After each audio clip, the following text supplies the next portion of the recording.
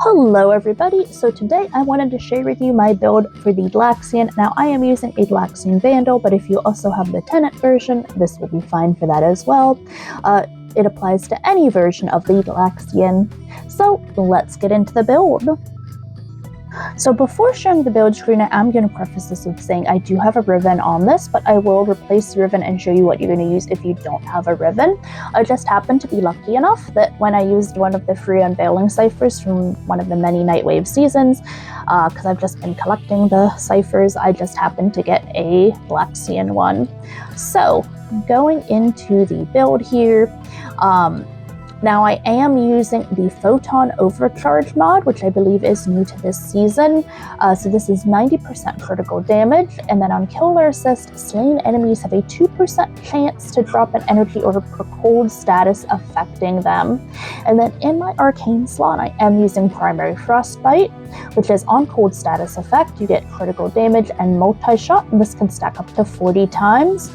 Now this is any cold status effect, so if you're using, for instance, Frost and you're applying extra cold with Frost, this is really good for that as well. In the Excella slot, I do have Sinister Reach, which is increased beam range. I really do find that necessary on a weapon such as the Glaxion. The other weapon you may have seen me using this on would be the Ignis, which is the same kind of yang. We've got Rifle Aptitude on here for status chance. I do have Malignant Force for Toxin and status chance. I have Critical Delay, which was critical chance, and we are balancing that out. Actually, I don't think I'm balancing that fire rate out at all while using the ribbon mod. We have the Photon Overcharge, which I already talked about. I've got Serration on here for damage. We've got Split Chamber for multi-shot. We've got High Voltage for electricity, and of course I've got this ribbon, which is critical chance and damage, but not everyone is lucky enough to have that, so I'm going to show you here. The other thing that I would recommend if you're not using this, I would either do Shred for the fire rate, which is going to balance out the critical delay. Now as you can see, this does take the numbers down quite a bit. Alternatively, we could use... let me see here what would be our best next option. You could also put Rhyme Rounds on here.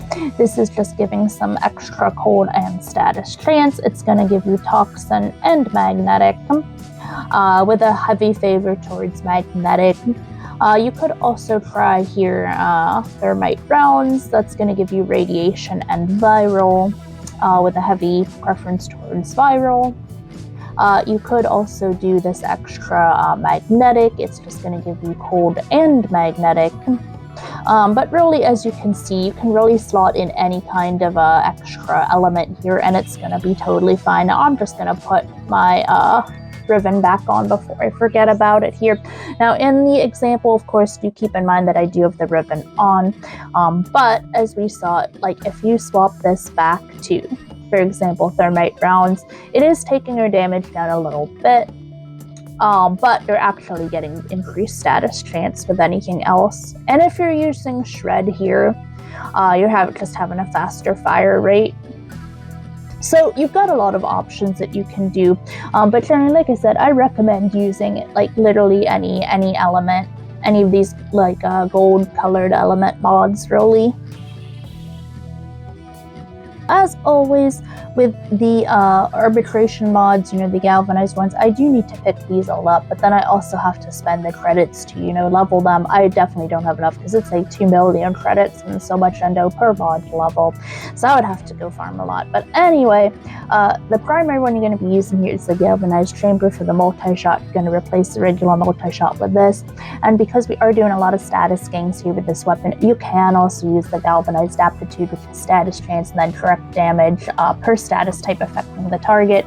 Both of these will give you a really good amount of damage just from these two mods here. And then here I have loaded into the simulacrum. We're going to spawn the 150 level enemies again, and we are going to load in. I'm going to load in some Corpus. Yeah, we're gonna stick with the Corpus. So we're going to load these in. Now keep in mind, this does need to stack the damage, so it may not be as bursty as similar weapons. So you see, because of the beam, we are kind of waiting for the cold to take effect. So it's not necessarily as bursty as other weapons, but you see we are freezing everything. It's just that we are kind of waiting for the statuses to work. So for example, if we just shoot this a couple times, oh, well, we gotta get some cold. But see, here we've got some cold, so we've frozen these enemies, and then, you know, if we're using abilities, that's great. But as you can see, it's not necessarily as bursty as other weapons I use, although it does tackle these enemies fine. You just kind of have to give it a minute for the beam to work on them. And it's not necessarily the biggest AoE either, because of the narrow beam, unlike the Ignis Wraith, where the Ignis has that huge beam. So it's just kind of, you know, it's there, it's doing the damage, but it's not as necessarily as flashy. But it is perfectly capable of taking out these high-level enemies, which is what I do like about that. And I think it's a fun weapon. Anyway guys, that is going to be the end for this short build video about the Glaxion. Remember, you can use this build on any version of the Glaxion, whether it be like the Vandal, the Tenant, or just the regular Glaxion. As always, thanks for watching, and I'll see you in the next video.